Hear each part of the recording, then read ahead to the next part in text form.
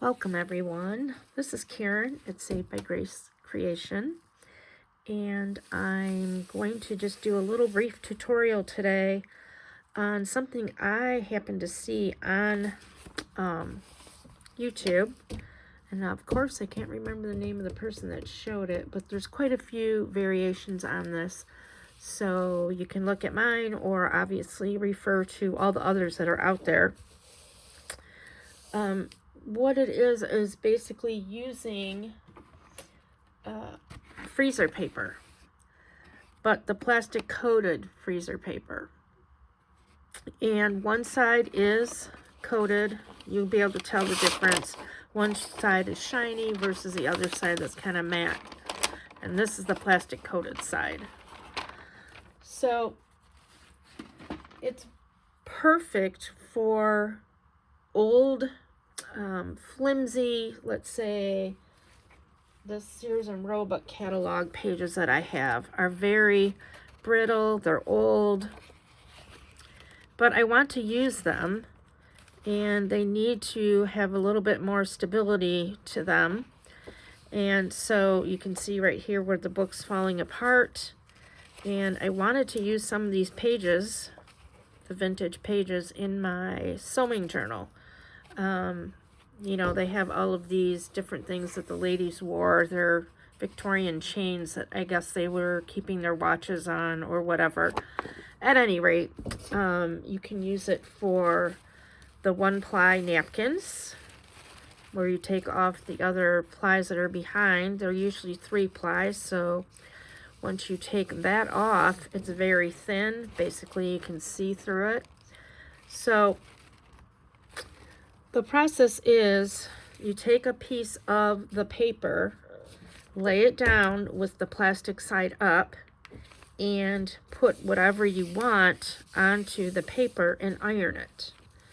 So this one, you know, this would take, you know, basically you cut the freezer paper to the size that you want, because you don't want your iron to hit that plastic coating, or that's going to be all over your iron. So this one, I just want to show you different variations. I took book page. No, obviously it's a little crooked, but as I was ironing it slipped. I put material.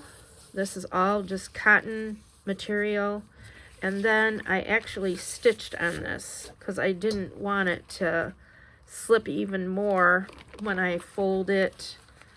Some of the edges, if you had your paper going, you know, your fabric going over the paper, or they didn't meet correctly, you might have some edges that aren't adhered perfectly. So I stitched around as well.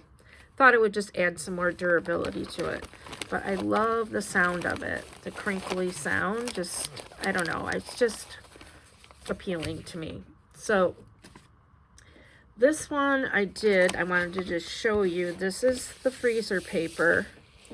I took the book page from the Sears catalog and adhered it on here.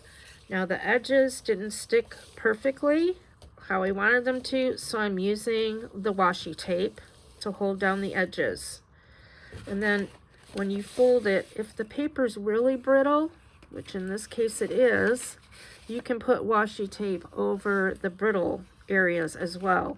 But you're still using the page and keeping the integrity of the images. So this one I made a pocket out of, which came from this. And again, I just put washi tape over the edges and just made a pocket out of it. So essentially, you would not be able to use this unless you wanted to Mod Podge it, which takes a lot longer. This is done instantly.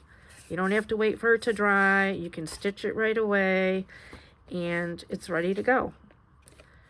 So this is the freezer paper on the inside with the plastic coating facing out, because that's what adhered this paper to it.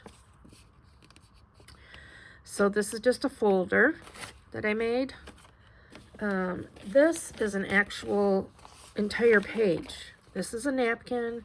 I adhered the napkin to the paper and then folded this piece up like this, and then I stitched down the center and all the way around the edges. You can see the freezer paper sticking out a little bit right here. But now this is a paper you can put right into your journal, and you don't have to worry about the integrity of the item, and it will last for a lot longer than just using the napkin. I mean, you couldn't even use the napkin, but you could make a pocket with this. You know, there's so much you can do. The napkins that are out there are just stunning. Some of them are amazing. And then this one in particular, I just made a pocket. I stitched this into a pocket. It's just the same piece.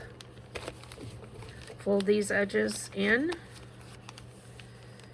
I just did these diagonally, however you want to make a pocket, but it's very simple. I didn't want the inside to be white, so when this goes in, the whole thing is made into your pocket.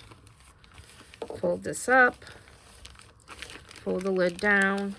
Obviously it was a bigger piece, but that's the extent of making it into a pocket.